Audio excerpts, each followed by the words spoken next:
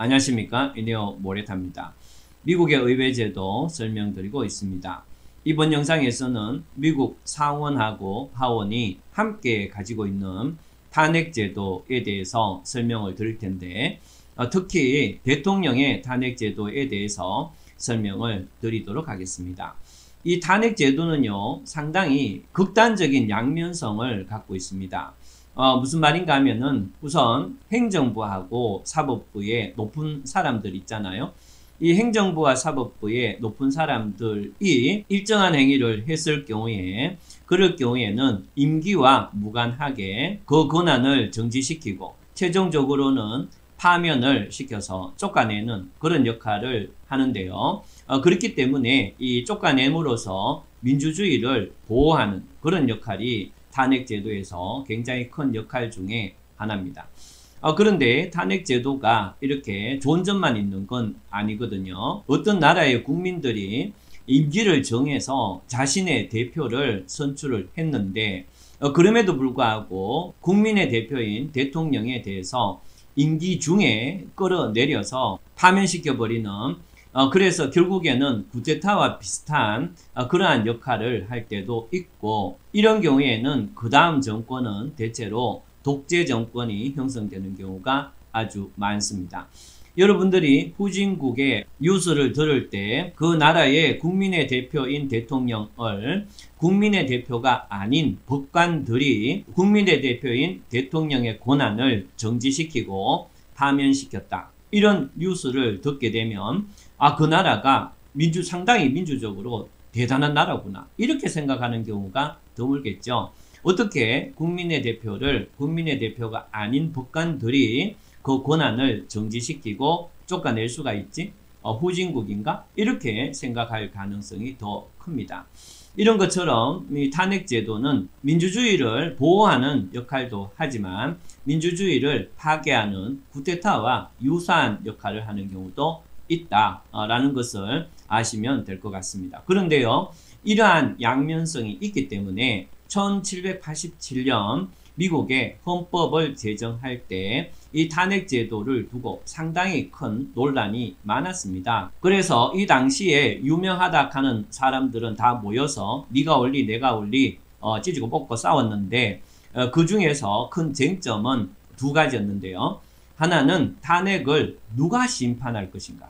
이 문제가 아주 중요한 쟁점 중에 하나입니다. 국민의 대표인 대통령을 쫓아내는데 그 쫓아내는 심판을 누가 해야 할 것인가. 이 문제가 아주 컸고요. 두 번째는 도대체 어떤 경우에 국민의 대표인 대통령을 파면시킬 수 있을 것인가 해서 크게 탄핵 심판을 어떤 주체가 해야 하느냐 하고 탄핵은 어떤 경우에 탄핵이 돼야 되느냐. 이 두 가지가 상당히 큰 논란으로 논쟁의 대상이 됐습니다. 이 미국 1787년 미국의 헌법이 제정되기 이전에도 이 미국은 각 주별로 헌법이 있고 준국가적 형태를 각 주가 갖추고 있었거든요. 그 중에서 버지니아주 1776년에 버지니아주 헌법하고 사우스캐롤라이나주 헌법에는 탄핵제도가 도입이 됩니다. 그러니까 1787년에 미국의 헌법이 제정됐는데 그거보다도 11년 전에 버지니아주하고 사우스캐롤라이나주가 1776년에 이 탄핵제도를 주헌법에 도입을 하게 돼요. 그리고 한 4년 지나서 1780년쯤 되면 매사추세츠주라는 주의 헌법에서도 이 탄핵제도가 도입이 됩니다. 그런데 이 주헌법상 탄핵제도는 주로 영국의 것을 모방을 했는데 그런데 미국의 헌법 제정자들이 이 주헌법의 탄핵제도를 보고 영국 걸 모방했구나. 그럼 영국은 어떻게 돼 있지? 라고 검토를 하기 시작하는데요. 그런데 결론적으로는 미국의 헌법 초안자들은 주헌법에 있는 탄핵제도나 영국의 탄핵제도를 따르지 않습니다. 왜 그런가 하면은 영국의 국왕은 세습제인데 반해서 미국의 대통령은 국민의 뜻에 의해서 선출이 된다는 점에서 완전히 다른 성격을 갖고 있고 또 두 번째는 영국의 왕은 종신제인데 반해서 미국의 대통령은 임기가 정해져 있기 때문에 굳이 탄핵이라는 제도가 필요한가라는 어떤 문제점이 있었기 때문에 미국의 헌법 초안자들이 봤을 때 영국의 탄핵 제도는 자기들이 참고할 만한 제도는 아니다라고 해서 일단 배제를 시킵니다. 그러면 지금부터 아까 전에 말씀드렸던 두 쟁점 중에서 누가 탄핵 제도를 심판할 것인가에 대해서 제기됐던 여러 가지 쟁점 의견들에 대해서 설명을 드리고 그 다음에 어떤 경우에 탄핵이 가능한가에 대해서도 설명드리겠습니다. 우선 누가 국민의 대표인 대통령을 탄핵하라 마라 심판할 것인가의 문제인데요. 첫 번째는 탄핵이란 것 자체가 불가능하다 라는 주장이 있었습니다. 그래서 탄핵 제도 자체가 필요 없다라는 주장이 있었는데요. 이 주장은 어떤 근거로 이런 얘기를 하는가 하면은 기본적으로 영국 왕과는 달리 이 미국의 대통령은 임기가 정해져 있고 굳이 탄핵 제도를 둘 것 같으면 임기를 더 짧게 해서 그런 문제가 발생시키지 않도록 조치할 수가 있고 또 탄핵을 이렇게 허용하게 되면 결국에는 정파들의 정치적인 싸움이 될 것이고 그렇게 되면 대통령이 자신의 어떤 업무를 충실하게 수행하기가 어렵다라는 주장이 있었습니다. 그래서 영국 왕과 달리 임기제에 의해서 통제를 받는 대통령이 그 지위를 남용하는 게 불안하다면 임기를 짧게 해서 더 자주 국민에게 직접 그 책임을 선거로서 묻는 게 적절하다라는 견해가 있었습니다. 그런데요, 이러한 견해에 대해서 제임스 메디슨이라는 사람은 어떤 주장을 하는가 하면은 대통령이 국가를 전복시킬 만한 어떤 행위를 하게 되면 그것은 단순히 임기를 줄이는 것만으로는 방어가 불가능하다 이렇게 얘기하고 왜 굳이 그러면 대통령에게 탄핵의 제도가 있어야 되는가 라고 했을 때 의회는 수많은 사람들로 구성이 되기 때문에 한두 사람이 부정을 저지르거나 그 능력이 떨어진다 하더라도 의회 전체가 부패하기는 쉽지가 않은데 반해서 대통령은 단 한 명이 존재하는 것으로서 그 한 명은 다른 세력에 의해서 압력을 받거나 혹은 부패에 시달리거나 하는 가능성이 의회가 부패할 가능성보다 훨씬 크다고 봤습니다. 그렇기 때문에 비록 정파적 논쟁이나 선동의 대상이 될 수 있다 하더라도 대통령의 탄핵을 두는 것이 더 적절하다 이렇게 주장을 했고요. 또 여러분들이 잘 아는 게리맨더링, 이 게리맨더링을 주장했던 게리는 자기가 했던 행동하고는 정반대로 좀 아이러니하긴 한데 탄핵 제도를 두려워할 존재는 부패한 공무원이고 깨끗한 공무원이라면 탄핵 제도를 두려워하지 않을 것이다 라고 해서 탄핵 제도를 두는데 적극적으로 찬성을 하게 됩니다. 물론 이 견해는 탄핵을 주도하는 심판의 주체를 의회에 두고 있다는 특징이 있습니다. 그런데 그 다음 견해가 또 있는데요. 미국은 13개 주가 합의를 해서 연방을 만드는 것이기 때문에 대통령의 탄핵도 각 주의 의회에서 과반의 찬성으로 탄핵이 의결된다면 그렇다면 대통령 탄핵을 인정할 수 있다. 이렇게 해서 대통령 탄핵의 심판 주체를 각 주 의회의 결정에 따르자라는 견해가 있었습니다. 그런데 각 주 의회의 견해에 따를 경우에는 각 주 안에서 미국은 각 주별로 독립된 의회를 다 갖고 있고 그 안에 또 정당 간 대립이 다양하게 나타나는데 각 주 의회의 의결에 따를 경우에는 각 주의 정치적 상황에 따라서 이 대통령이 탄핵이 될 수도 있고 안 될 수도 있는 이상한 경우가 발생을 할 수도 있기 때문에 이 각 주 의회에서 탄핵을 결의하자라는 부분은 일단 배제되게 됩니다.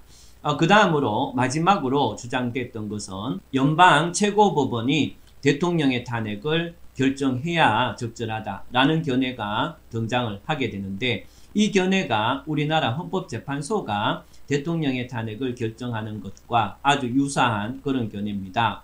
어쨌든 간에 연방헌법 초안자들 중에서는 우리나라 헌법재판소가 탄핵 심판권을 갖고 있는 것과 유사하게 연방최고법원이 대통령 탄핵권을 가져야 된다라는 주장이 있었습니다. 그런데 이 주장은 상당히 많은 문제점이 있는 걸로 논쟁이 됐습니다. 무슨 말인가 하면은 국민이 임기를 정해서 국민의 대표로서 선출한 대통령에 대해서 국민의 의사와 전혀 관계없이 임명된 법관들이, 즉 국민의 대표가 아닌 법관들이 국민의 대표를 탄핵하는 그런 권한을 갖는다는 것은 민주주의 사회에서 있을 수 없다라는 관점이 하나 있었고요. 두 번째는 연방최고법원의 판사들은 그 수가 아주 적기 때문에 부패하기가 굉장히 쉽고 민준선동이나 압력, 협박에 좌우될 가능성이 너무나 크다는 겁니다.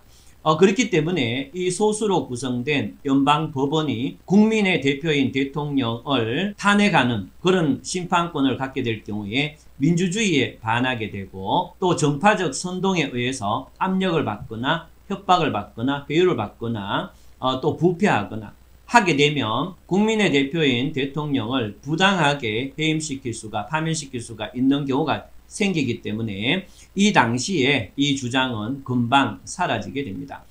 결론적으로 제임스 메디슨이 주장했던 국민의 대표인 의회가 또 다른 국민의 대표인 대통령을 탄핵하는 것, 그것이 적절하다라는 형태로 결론이 나게 됩니다.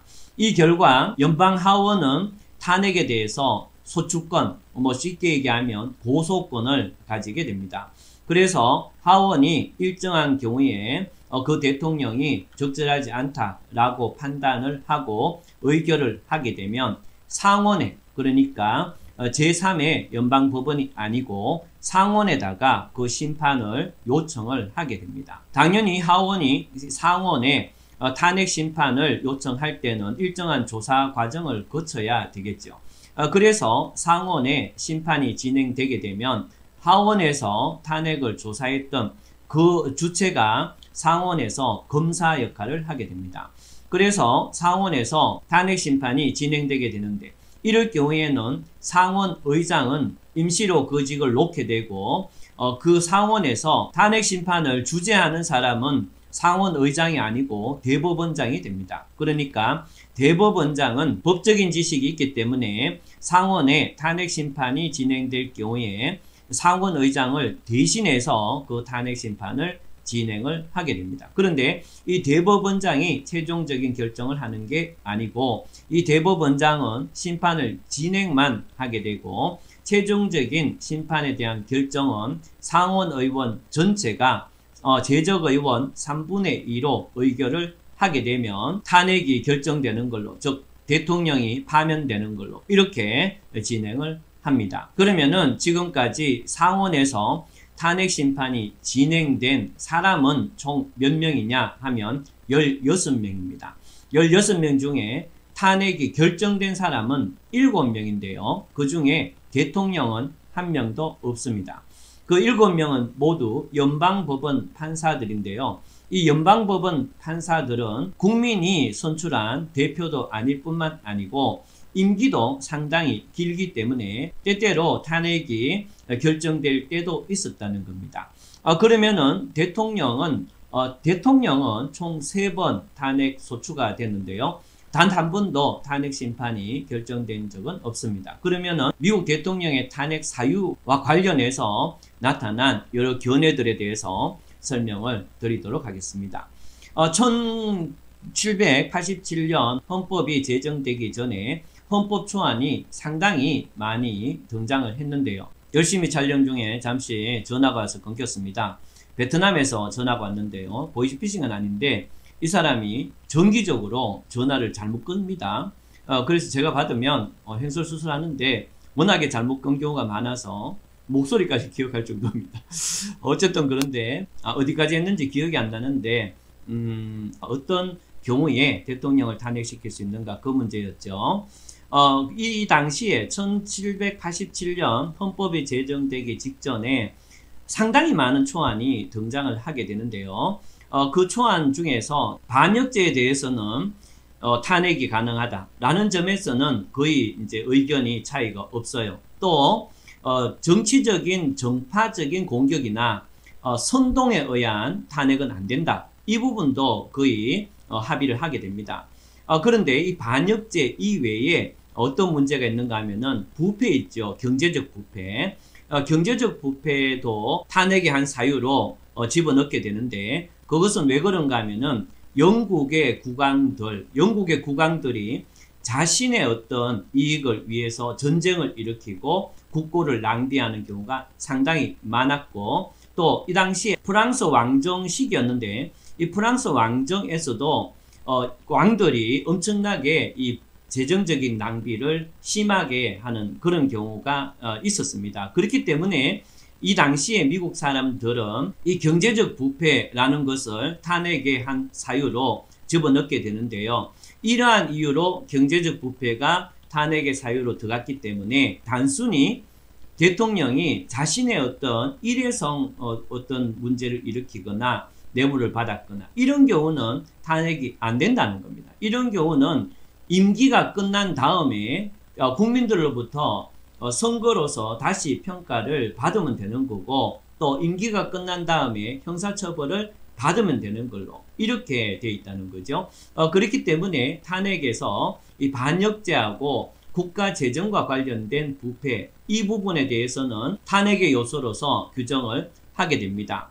그런데 이 중에서 상당히 지지를 받았던 게 뭔가 하면은 대통령의 실정 그러니까 정책적 실수에 대해서 탄핵이 가능한가에 대해서 논란이 있게 되는데요.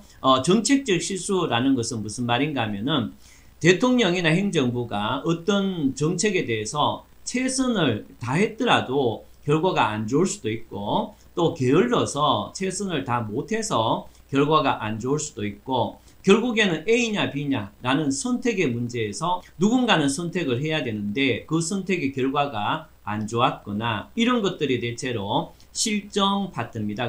정책적 실수 파트죠.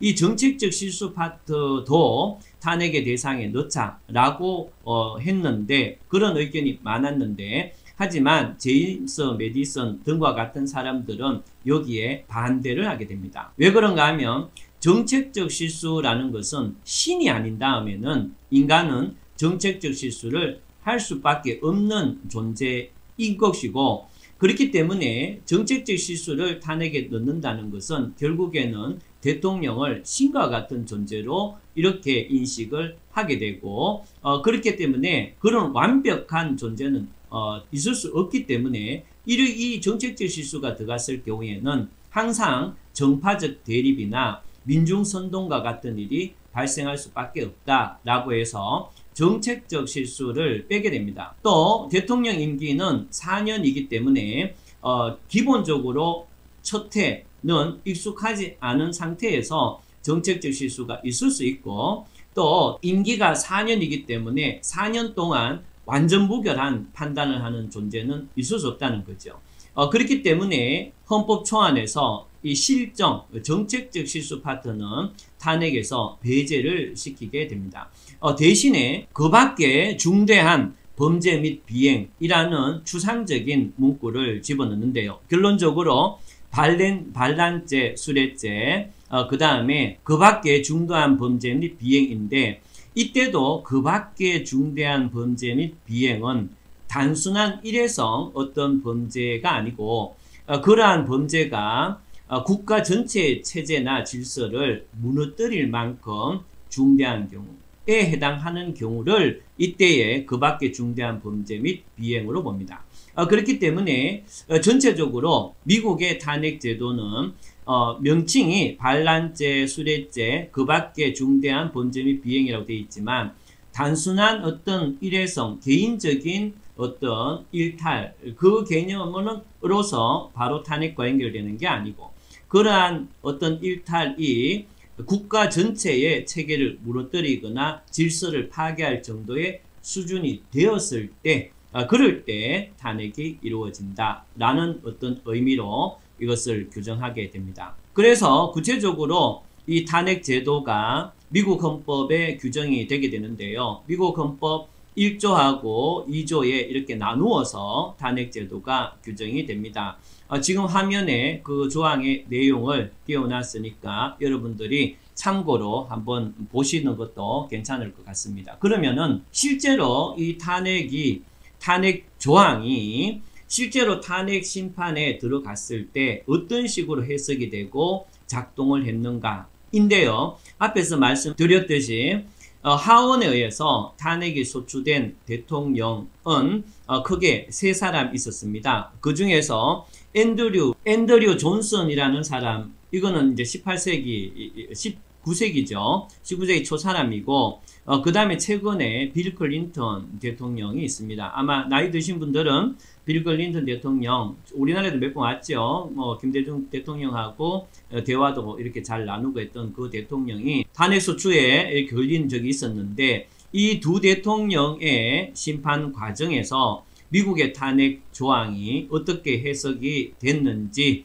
설명드리겠습니다. 우선 앤드류 존슨 대통령은 물론 앞에서 말씀드렸던 개인적인 어떤 일탈이 어느 정도 있었고 술에 해당하는 일회성 범죄가 있긴 했어요. 하지만 이 앤드류 존슨 대통령은 탄핵 심판에서 어떻게 판결을 받는가 하면은 앤드류 존슨인 경우에 그런 일탈의 경우에는 다음 대통령이 임기가 끝나고 대통령 선거 때 다시 국민의 심판에 의해서 심판받으면 되는 정도의 사안이고, 그리고 지금 앤드류 존슨이 탄핵 심판에 몰려 있는 것은 앤드류 존슨의 그 일탈 행위가 국가 전체의 어떤 체계를 무너뜨리거나 국가 질서를 파괴할 그런 이유 때문에 탄핵이 제기된 게 아니고 상대편 정파의 민중선동과 정치적인 어떤 공격에 의해서 탄핵의 어떤 소추가 이루어졌다. 이렇게 판단하고, 그렇게 해서 정파적 판단과 민중선동에 의한 그러한 경우에는 만약에 그렇다면 이것은 법적으로 탄핵 심판할 게 아니라 다음 선거에서 국민들에게 어느 정파가 옳은지를 민주적으로 판단받으면 되는 것이지, 굳이 현재 국민의 대표인 대통령의 임기가 남았음에도 불구하고 끌어내리는 것은 적절하지 않다. 이렇게 해서 앤드류 존슨에 대한 탄핵을 부결시키게 됩니다. 근데 이때 부결될 때 단 한 표 차이로 이것이 부결되는데요. 오늘날 헌법학자 등이 또 정치가들이 판단하기에 이 단 한 표가 미국의 민주주의를 엄청나게 보호하고 성장시킨 그러한 단 한 표였다. 이렇게 해서 미국이 이 대통령, 국민의 대표인 대통령이 정파나 민중성동에 의해서 쫓겨나지 않고 다음에 정상적으로 국민의 판단을 받는 기회를 줬다라는 측면에서 민주주의가 쇠퇴하지 않고 발전하게 되는 결정적인 계기가 이 한 표에 있었다. 이렇게 평가를 하고 있습니다. 그리고 빌 클린턴이 이 탄핵소추가 됐을 때도 비슷한데요. 여러분들 기억하시다시피 빌 클린턴은 굉장히 많은 성추문에 휩싸였죠. 어느 정도 잠잠해지면 또 나오고 이렇게 해서 끊임없이 성추문이 반복됐던 사람입니다. 그런데 이 사람에 대해서 어떻게 판단하는가 하면은 이 사람이 성추문을 일으키고 어떤 문제를 일으켜서 개인적인 일탈을 한 것은 맞지만 그러한 개인적인 일탈이 국가 체제를 무너뜨리거나 국가 질서를 파괴하는 그런 수준까지 간 것이 아니기 때문에 임기가 끝나고 정상적인 형사재판 혹은 민사재판에 의해서 처벌받거나 손해배상을 하면은 되는 것이지, 그것이 국민의 대표로서의 지위를 중단시키고 파면시킬 정도는 아니다. 이렇게 판단을 한 거죠. 결론적으로 미국, 그러니까 전 세계의 민주주의의 거의 시초다라고 하는 미국에서 탄핵 제도는 단순히 대통령의 개인적인 일시적인 일탈 혹은 정치적, 정책적 실수 이런 것들로 국민의 대표인 대통령을 탄핵시킬 수 없다는 것이 기본적인 골자입니다. 그런 개인적인 일탈 등은 임기가 끝나서 형사처벌의 대상이 되면 되는 것이고, 또 그러한 문제에 대해서 다음 선거 때 국민이 정치적으로 선거로서 평가하면 되는 것이지, 그걸 굳이 지금 국민의 대표의 지위를 끌어내려서 해결할 문제는 아니다. 이렇게 보는 것이 미국 탄핵제도의 운영 기준입니다. 그렇기 때문에 미국에서는 지금까지 대통령에 대해서 단 한 번도 탄핵이 의결된 적이 없습니다. 그런데 우리나라하고 다른 점이 있습니다. 우리나라는 국민의 대표가 아닌 법원이 국민의 대표인 대통령을 탄핵시킨, 파면시킨 그런 판결이 있었죠. 그런데 미국에서는 200년이 지나는 동안에 국민의 대표인 의회가 탄핵의 최종적인 결정권을 갖고 있었지만 그렇지만 대통령에 대해서 단 한 번도 국민의 대표로서의 지위를 이렇게 파면으로 이끈 경우는 없다는 것. 이 두 차이가 민주주의를 보는 미국과 우리나라의 시각의 차이다. 이렇게 볼 수가 있겠습니다. 이번 영상에서는 미국의 탄핵제도를 한번 봤습니다. 오늘 탄핵제도를 설명하는 걸 끝으로 미국의 의회제도는 모든 설명을 마치도록 하겠습니다. 다음 영상부터는 여러분들이 좀 관심 있어 할 만한 책을 함께 읽는 그런 영상을 올리도록 하겠습니다. 그 첫 번째 영상으로서 유병아 교수가 출판했던 법철학을 처음부터 이렇게 함께 읽어가는 그런 영상을 올리도록 하겠습니다. 감사합니다. 다음에 뵙도록 하겠습니다.